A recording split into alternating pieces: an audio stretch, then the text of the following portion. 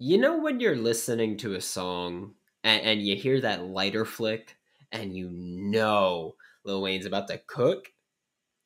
Billy Napier's getting his lighter ready and recruiting right now. You are Locked On Gators, your daily podcast on the Florida Gators. Part of the Locked On Podcast Network, your team every day.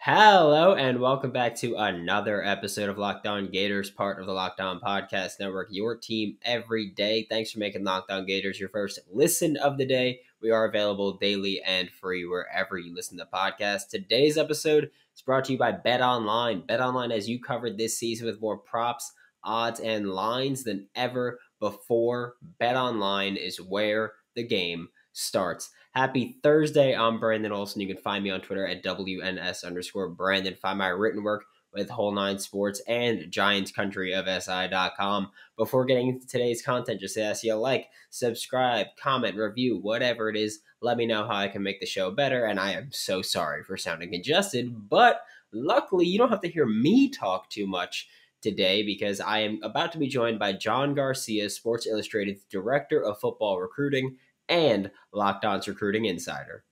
Joining me now is John Garcia, Sports Illustrated's Director of Football Recruiting and Locked On's Recruiting Insider. And we're starting off today with a five-star quarterback again, but it's not Arch Manning this time. The rumors were, I heard rumors at least early on in the cycle that Billy Napier and this Gator staff were kind of not all in on the 2023 quarterbacks. And then now we've got Arch. And now we've got Jaden Rashada. Monday, his dad said that they're going to take a visit to Gainesville. What is your evaluation of Jaden Rashada so far? I'm a big fan of him, Brandon. Got to see him in Dallas in person, and I've obviously have seen a ton of video on the California native. 6'4", 6'5", just a loose and live arm. He's got a relatively pure motion for a kid that big, and he's got enough athleticism and mobility to challenge you outside the pocket, at least as a scrambler. So there's just a lot to like about this kid's game. You know, he's a big time down the field thrower. He's confident.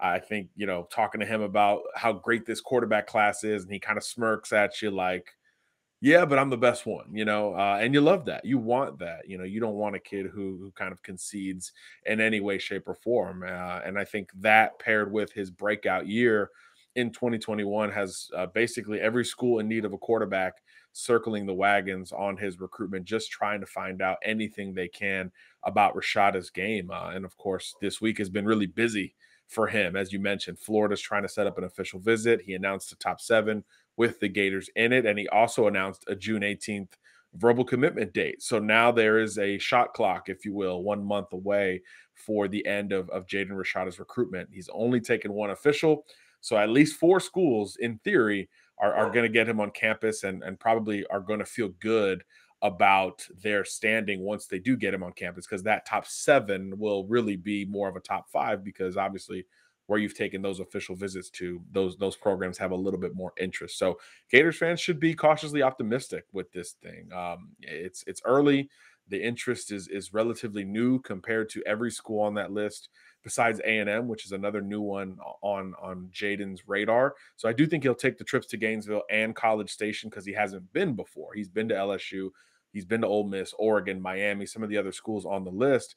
So I think he'll make it a priority to get to the campuses that are under new management in this case, or that he hadn't been to, like Jimbo Fisher and Texas A&M. So a lot of twists and turns remaining, but obviously a very important recruit with a commitment date in mind. Yeah, that was actually like my next question was, he's got that June 18th you called shot clock, that day where it's Florida, LSU, Oregon, Ole Miss, Cal, Miami, and Texas A&M. And so it's not too little too late situation. It's not too late to be a legit player here. If you're getting a visit, I say no. Jaden is a long recruited kid. Like, he's been on many visits, many campuses. He's not, just trying to take trips in my mind, especially with a commitment date a month away, right? So there's not a whole lot of time to waste. I think if he was, still nonchalant about when he wanted to make a decision, then maybe it feels like, well, he just wants to see Gainesville. He's never been, and we'll see what happens. But I do think that if he locks in an official visit in particular, I do think that it will mean Florida is a serious player. Now, are they the favorites? Do they have work to do? No, and then yes, absolutely. The Gators have plenty of work to do. The favorites are probably, I would say, Oregon at this point should feel pretty good about where it stands. Ole Miss continues to recruit him, even though they already have a verbal quarterback or a verbal commitment from a quarterback. I should say they're also recruiting his big brother, which is a factor in this thing. Oregon's another one recruiting his big brother as well. He's got a final three of Oregon, Ole Miss, and Virginia Tech. Virginia Tech recently got a quarterback not in it for Jaden. So if they want to play together, Oregon and Ole Miss appear like the schools to beat. But, Jaden isn't 100% tied to his older brother as well. So I think you get him on campus. You see where you stand from that point and going forward. And you kind of keep an eye on this thing. Maybe he doesn't make a commitment on the 18th. Maybe he pushes things back. So the later the better for Florida fans. But obviously it starts with getting him on campus, which for them and Texas A&M has to be the next step to stay in the game. Yeah, and the later the better seems to be kind of the trend with Florida, where we had that with same thing with Arch Manning. How does the recruitment and potential commitment of Jaden Rashada impact Arch Manning and vice versa, or their chances of coming to Florida? Yeah, look, I spent a lot of time around there recently, and they're aware of all the other quarterback dominoes. We all kind of view it as everyone's looking up at Arch, but that camp, because they really don't have a timeline, they're looking at everybody else as well. Because if there's one thing we know about the Manning family is they are 100% aware of the status of their position, and two, they're aware of the overall status of college football, the NFL, and everything in between. So they're going to make a business decision, and I would be shocked if Manning ends up at a school that already has a verbal commitment at the quarterback position. I would be floored. I think there are a lot safer bets everywhere else in college football recruiting than that. And that's why I think you've seen schools associated with Arch Manning hold off, being very close to maybe getting another kid committed, and they hold off with that prospect. Alabama and Eli Holstein come to mind. Georgia with Dylan Lonergan, a couple other guys comes to mind. They could have had commitments to this point, but they don't. And I think that main reason is because of Arch Manning. So yeah, he's not going where somewhere else has already claimed that 2023 spot, in my opinion. Like I said, I'd be real surprised if he was. All right, and then we're about to take a look at IMG Academy, but first, a quick word from BetOnline. The NBA draft lottery has been set. We know who is picking where. We don't know who's getting picked where, but we know who's picking where, and you can bet on who is going to get picked at which spot with BetOnline. BetOnline.net is your number one source for all of your betting needs and sports information. I've been using BetOnline for years now. You guys know this has been like 5 years. You could bet on football, basketball, soccer, tennis, darts, table tennis, reality TV, award shows, politics, economics, everything. You could bet on everything with BetOnline. Head to the website today or use your mobile device to learn all about the trends and action. Check out BetOnline. It's where the game starts. Now we are back. Joining me again, John Garcia, Sports Illustrated's Director of Football Recruiting and Locked On's Recruiting Insider. IMG Academy is something that Florida fans have been clamoring for. It hasn't happened really until a couple of months ago when Billy Napier broke the IMG curse. And just how important, or maybe not even important, but just how helpful would it be? How much easier would it make Billy Napier's life and job if he could establish a pipeline through IMG Academy? I mean, it's the most talented high school in the country, and it's closest to your Power Five program than any other Power Five program. So, I mean, it really is kind of I don't know, like a fantasy almost. This is something that lines up incredibly well, or should line up incredibly well for Florida under, regardless of who the coach is. Obviously, it wasn't the case under Dan Mullen, but that was probably, something early on that Billy Napier either had to sell to Florida or certainly to his staff as they were being assembled in Gainesville. Like, hey, like we got to get in at IMG Academy and actually land elite recruits. As you mentioned, Kamari Wilson popped in the 2022 class, and that was really the gateway to IMG. Now, the big old lineman Harris is verbally committed, and he's hinted at, hey, I'm not going to be the only IMG guy going to UF. So now all of a sudden you take a 30,000-foot view, you back off like, okay, like who else is legitimately in the mix here for the Gators? And you could really roll out 3, 4, 5 names, I'm sure, if you go from the 23 class into the 2024 cycle, because of course IMG is loaded in both of those. So it is something interesting. And I do think this is what we see at IMG. When one kid commits to one school, the interest in that school just starts to increase with others. We've seen Alabama do it successfully. We've seen Ohio State do it very successfully. We've seen other schools, LSU, come into IMG and begin to build somewhat of a pipeline. Miami has done so, where there's been carryover from one class to the next, flipping Jaleel Skinner last year from Alabama. So when you get one, it usually is a good thing because there's elite prospects all over the place. And they spend a ton of time together. And IMG is one of those schools that's different, Brandon, because it's a boarding school. You've got a curfew. You're eating with these guys. You're with these guys almost all day, and even including class to a degree. So it's just a different setup compared to a normal high school where you're going home. You're away at a given point.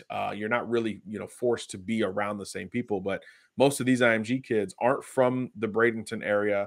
They're living in apartments with roommates, and then there's an adjacent roommate and another room down the line, and you just are interacting with your peers more there than probably any other school in the country. So when you do get one flag planted, like Florida's done, it could really spread relatively quickly, and I think that's potentially what's going to happen for UF this year at IMG. And there are two 2023 recruits from IMG that we're going to talk about today. And one of them is Jordan Hall, who, of course, has a visit set to Gainesville on June 3rd. He's a linebacker, which Lord knows Florida needs help at linebacker. So what is your evaluation of Jordan Hall? Just, first of all, when you see him in person like we have, I mean, you have to almost ask for a birth certificate, right? Like, wait, you're a rising senior in high school, big physical presence on the hoof, 6'2", 6'3", 240 pounds or so, just looks like a linebacker, which is kind of a rarity nowadays. Everyone's getting a little bit smaller and shiftier with their athletic profile. Jordan Hall's old school. He's got that old school size for that inside linebacker spot. And then you watch IMG play, and you can't miss him, right? You can't miss him. He's coming downhill, making big plays. He's comfortable in coverage. I would say there's room for improvement there. But again, with his size, you could probably utilize him more as a blitzer and even a pass rusher down the line, which is something a lot of SEC programs have found success with. And I think the experience he has at IMG, being a multi-year guy, pushes that forward even more because you're not just a 6-month rental like some other prospects that are entering the school in the coming weeks and months. Jordan has been there. He understands some sophisticated defenses under Pepper Johnson last year and some new experienced coaches this year. So I think mentally he's just as impressive as he is physically, which is very impressive. So obviously a truly coveted Power 5 linebacker prospect. As you mentioned, Florida's going to get him on campus again for an official visit. He's taken, I believe, multiple unofficials up to Gainesville. Again, that geography really should always have IMG prospects on campus because it's just up the road on I-75. So I do think that's something we're going to continue to see, and Jordan Hall might be one of those that's next in line. Big Ten schools, back where he's from, are going to stay in the mix. I think Michigan State's probably one of the top threats to the Gators at this point. But he's got a huge offer list, schools coast to coast courting him.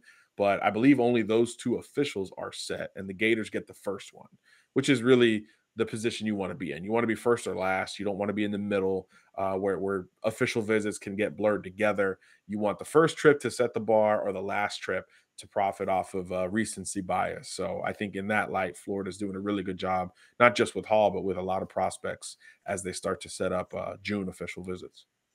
Yeah, I love that you said that he's got a great IQ because, Patrick Toney and this defense is going to be very complex and very multiple. You look at the Baylor defense, and it's going to be practically a carbon copy of that. And Yeah. we know how complex that is. But there's one more IMG Academy player to talk about today, and then a Samuel Mpemba, the athlete, the number one athlete, according to some places.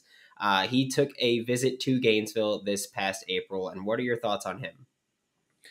What an athlete, like you said. I mean, incredibly lofty rankings around Samuel, and it's all a projection, right? We haven't seen a ton of his production at IMG. You know, kid originally from the St. Louis area, was backing up Jaleel Skinner, who I mentioned earlier, at tight end as a junior, but now he's playing linebacker. You know, really excited to go see him work at what feels like a more natural position for him, especially, you know, when you look at him, right? 6'5, 240, rocked up, chiseled, all the traits that you want to describe an elite defender in the front seven. Samuel's got that at his back. So now he just needs reps. He just needs a little bit more exposure on the defensive side of the football. And obviously, if you excel there at IMG, it means you're going against fellow Power Five prospects on the offensive line and tight end, et cetera, to make a quick learning curve possible, you know, week to week, much less month to month at a school like that. And his recruitments reflected that, you know, really interesting ebb and flows with certain programs. It seems like Notre Dame and Florida have been some of the most consistent.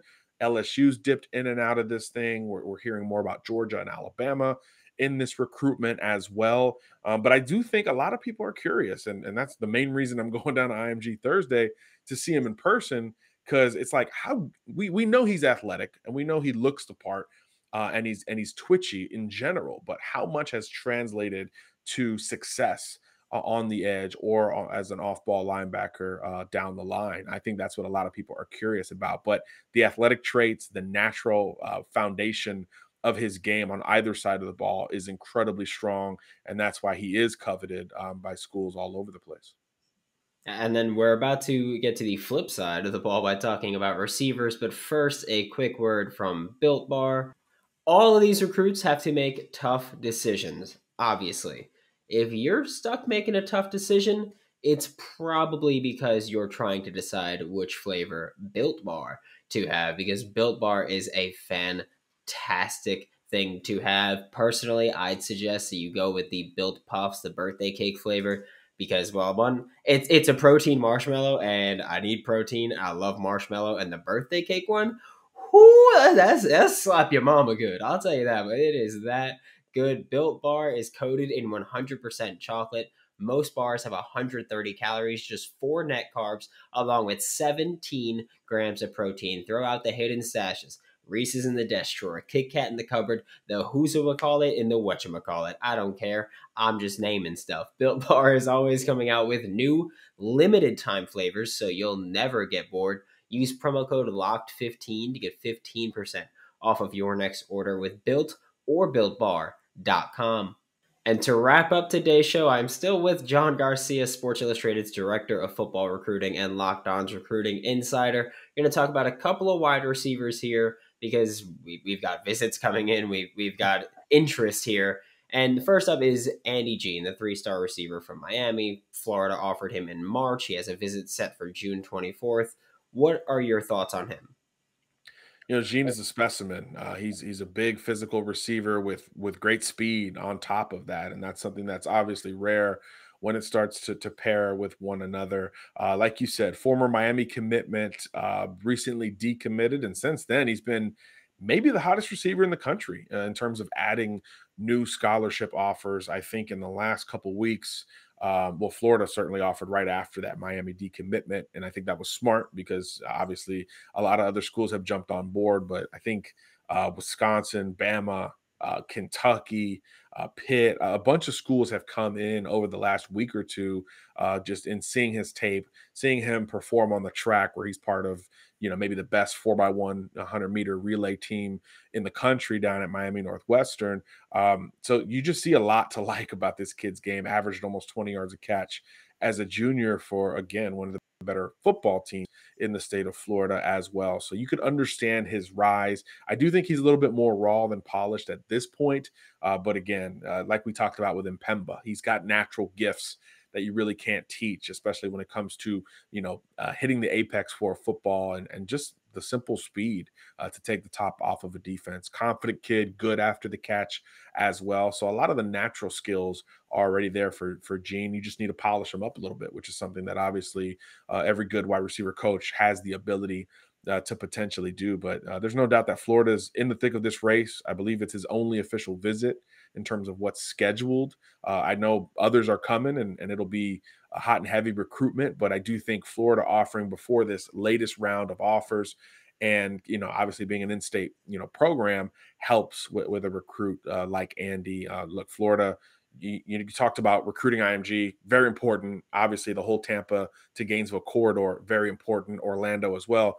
But you can't ignore South Florida. You have to consistently pluck talent from South Florida. And I think him being a former Miami commitment, that could be a nice little feather in the cap for wherever Gene goes, because we know what type of recruiting going on locally with Mario Cristobal and company. So there's going to be some hot and heavy wars between the Canes and the Gators in particular going forward, just because both programs are simultaneously trying to reestablish, hey, this is our state, this is who we are, and you got to go, which means, the Gators have to go down to Miami. Miami has to come up to Tampa and Orlando and contend with more Florida territory, Polk County included in that, of course. So I think you're going to see a lot of that, dipping into the other schools' territory for hot recruits, and they don't get much hotter than Gene in the state right now.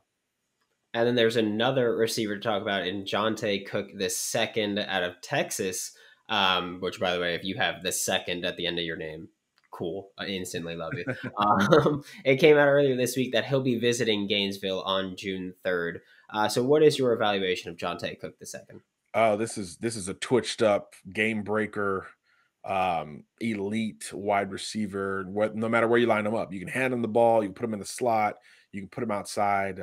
Jonte Cook's got as much juice, as they say, as any receiver in this class of 2023. Out of Texas, out of DeSoto, obviously a great program. The in-state schools are going to be hot and heavy, and certainly A&M and Texas have been the two that have recruited him the hardest, according to him. But other schools have been in it. Ole Miss, Alabama recently got him on campus. So did LSU and Brian Kelly. So he's got this top group. Clemson's in there, I believe, as well. But then he's taking officials to two schools that weren't in the top group. So Jonte's got some surprise in him, right? He made headlines last month for visiting Texas A&M and saying, man, there's not a whole lot of trophies here. And then, of course, the Texas, players started saying, hey, we got a bunch. And then he visited Bama and saw a bunch. So this is a really interesting recruitment to track. Florida and Michigan are like the two new schools involved with him the most. But again, I think it's going to be uphill for all those programs, just because both A&M and Texas have been all over him from such a very long standpoint. And he's very close to some other recruits like Reuben Owens, like Arch Manning, who are looking at those schools. So again, the Gators getting involved later for him is interesting, especially because they're getting involved later for Arch Manning, who he's also grown close to. So that could be interesting depending on the timelines for each of them. And as far as I can tell, Brandon, neither Arch or Jonte is ready to make a decision anytime soon when it comes to making a verbal commitment. So getting visits and staying in the game is important now, but remaining relevant thereafter, I think, is going to be important, especially since Cook has a visit coming up to Florida just in a couple of weeks. Because so in theory, you're going to get him on campus and then not see him on campus for a long time before he makes a decision. So you obviously have to set the bar very, very high when you do get that intimate in-person impression. He's going to do the hat thing. I know. He's going to do the pick up one I think hat. he'll throw it. Yeah, he's gonna do that with how he talks. He's doing it. And then when looking at the receiver room, Florida has two athletes committed right now, or people that are classified as athletes. One being a likely receiver in Creed Whitmore, the other being Aaron Gates, who likely a DB, considering the way Patrick Toney and Corey Raymond are the guys that are focused on him right now. Florida also has receiver Tyree Patterson, who we spoke about last week. And similar to the quarterbacks that we talked about earlier, how does it maybe impact the recruitment or commitment of Andy Gene, of Jonte Cook II, to have multiple receivers already committed? And let's say one of these guys commits to Florida. does that risk losing the offer? Does it apply pressure to them to commit before another receiver? It's a good question. I'm not sure how many receivers Florida is going to take, but when you start offering and inviting this many to take visits, it's probably going to be a big number, right? As you said, two already committed. It seems like there's space for at least two more. With John and Cook in particular, two very confident alpha type of wide receivers. No disrespect to Whitmore or Tyree, but they're not going to be afraid of anybody on that commitment list at the position. And I do think wide receiver is one of those spots where if you come in with a great group, they can play together and complement each other from a skill set standpoint. You look at the two best schools that have developed wide receivers in the last 5-10 years, Ohio State and Alabama. That's what they've done, right? Even similar type receivers. You think of Alabama with like smaller, faster types. You think of Ohio State with bigger, more polished types.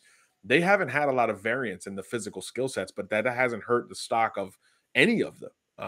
Ohio State's guys from 2 years ago went like 9, 10, and 11 in the draft. So it really doesn't hurt you in the long run. And I think wide receiver as a whole is a position that is being valued higher. We talk about the 5 premium positions in football. It's offensive tackle, obviously quarterback, cornerback, edge rusher, and interior defensive line. We're going to have to start thinking about adding receiver to that because the game has changed to that degree with pass catchers. And I believe wide receivers are maybe the trendiest position to play in terms of the NFL draft and importance for overall success. So I do think that, it's almost not the more the merrier, because obviously you're not going to take 10, but you're not going to take 1 or 2 anymore, like some schools have done in years past, whether it's through the portal or high school recruiting. In this case, you're going to try to stack position groups together, and wide receiver is one that you want a lot of juice and some variance from if you can get it. So I think neither of those guys is going to be worried about that. The commitments that are currently in the fold for UF, I'm not sure either's close to a decision either, right? So I don't even think that's something that they would look into at this point of the process, but it's certainly not the musical chairs that it is at other positions like quarterback, where it's kind of designated that, hey, it's one per team for the most part. So it's not something to worry about. All right. Thank you so much, John. We'll have you again next week. Make sure to catch John on Twitter at @JohnGarcia_Jr. Catch him with Sports Illustrated. He is the director of football recruiting, and catch him on so many of the Locked On College shows throughout the week. Thank you, John. Thanks again for making Locked On Gators your first listen of the day every day. We are available daily and free wherever you listen to podcasts. We'll be back tomorrow with Seth Galina from Pro Football Focus. We're talking about this Patrick Toney Florida Gators defense, and I cannot wait for it. Now make your second listen Locked On NFL Draft. Ryan Tracy and former NFL cornerback Eric Crocker bring the NFL Draft to life every day with insight and analysis on college football prospects and NFL front offices. For Locked On Gators, I'm Brandon Olson. Don't forget to follow me on Twitter at WNS_Brandon. Find all my written work with Whole 9 Sports, that is WHOLE and 90 Sports, and Giants Country of SI.com, and I will see you all tomorrow.